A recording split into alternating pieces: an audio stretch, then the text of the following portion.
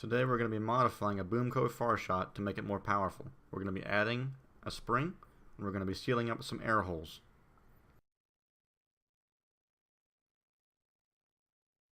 For this mod you're going to need some pliers, a hammer, screwdrivers, hot glue, a blunted roofing nail,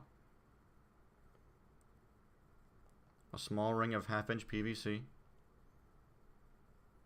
a dart, some blue tape, a hot glue gun, a Dremel with a metal cutting wheel,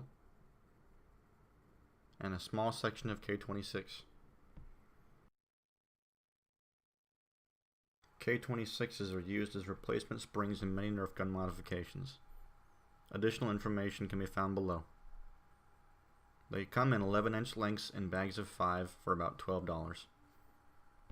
Now we're going to start disassembling the blaster. It has this super neat dart catching shield on the front that can be flipped up like a transformer. Super neat. Get rid of it. To take this blaster apart, we're going to have to take out the priming pin. The priming pin has a large and a small side and goes through the plunger rod. Take out the one screw that is in the slide.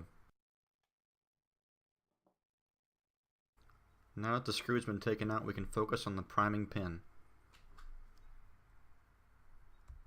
Now we're going to take our priming pin out. You're going to want to take your 1/2-inch PVC ring and take the large end of the priming pin and put it in the center of the PVC ring.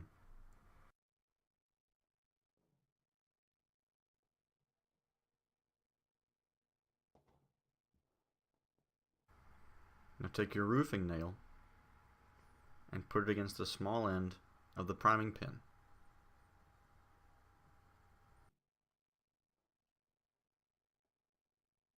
Now pick up your hammer and drive the priming pin through the center of your PVC ring. By some miracle I have managed to take out the priming pin and not bend it this time, but there was some shell damage that occurred. Now we're going to take apart the slide. Slowly peel the halves apart. There's going to be a pair of pins up near the top rail that are going to be holding it together. You must wiggle them to get it apart. Once the shells have separated, take one of the halves, bend it out from the main body of the blaster, and spin until that pin loosens and you can pull them apart. I've gotten the shells separated. There's a little bit of plastic damage where the pin meets the blaster body, but it beats drilling the pin out.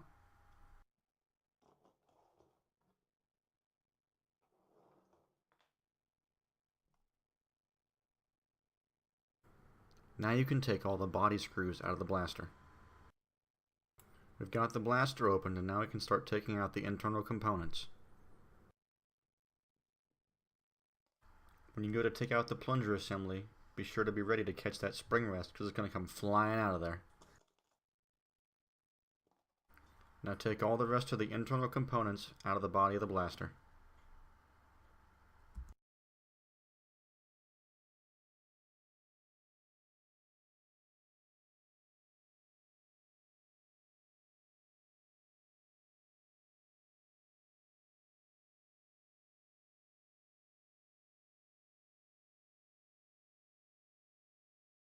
And now we're left with the barrel assembly. There is a red and a black ring inside of the barrel assembly that must be taken out before we can work on it any further.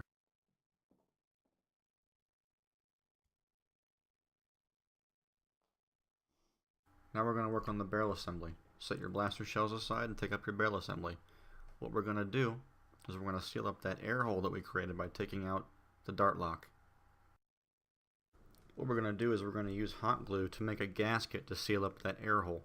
So you're going to want to take some of your masking tape and fold it in half lengthwise or hot dog style with the adhesive facing out.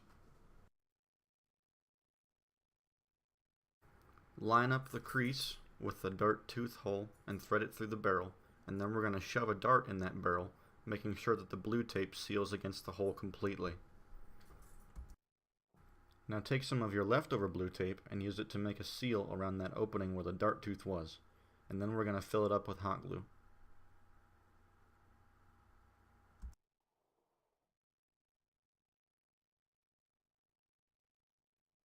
Now set it aside to cool. Now we're going to be cutting this K26 to the proper length. This spring is about 12.5 coils we're going to have to take about a half a coil out to make it the proper size. We want it about the same size as the stock spring.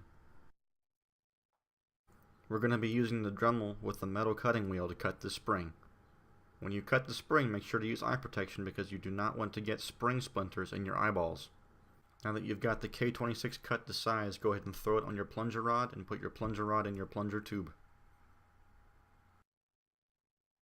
Now your barrel assembly should have cooled, so go ahead and take all the tape off.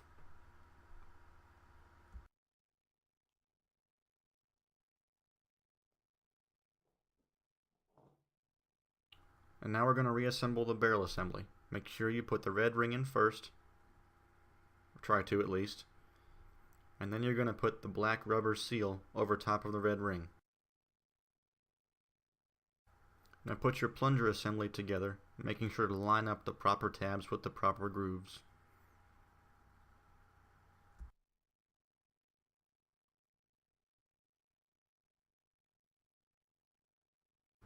Now we're going to put the plunger and barrel assembly back into the body of the blaster. When you put your plunger rod in, make sure that the catch groove, which is on the bottom of the plunger rod, is at the bottom of the plunger rod. And when you fit everything into the body of the blaster, make sure that the dart tooth housing is facing towards the handle. That will make sure everything's lined up correctly. Now put all the components back in the blaster.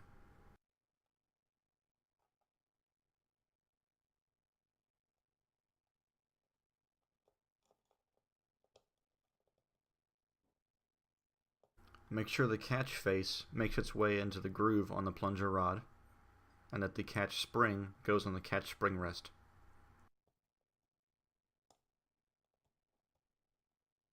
Now we're going to put the slide retraction extension spring in. It hooks over that small post on top of the blaster. Once you've got that spring in, all it's left to do is put the other half of the shell on, and then we can put all the body screws in.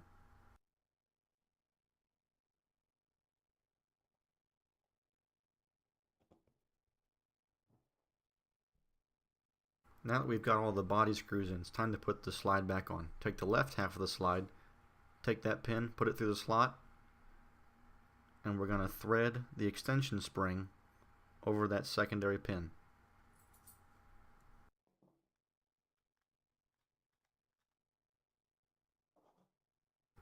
Now put the right half of the slide on, making sure all the pins are lined up.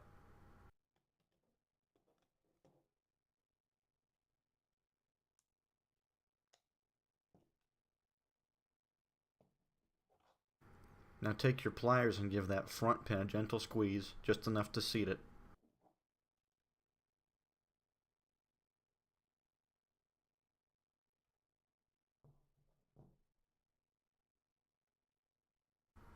Now go ahead and put the one screw that was in the slide back in. It's slightly longer than any of the other body screws, so try not to get it mixed up.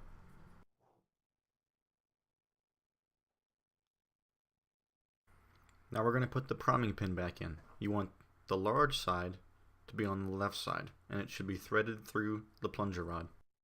Now take your hammer and your blunted roofing nail and give it a tap. It's going to be a lot easier to get it in than it was to take it out.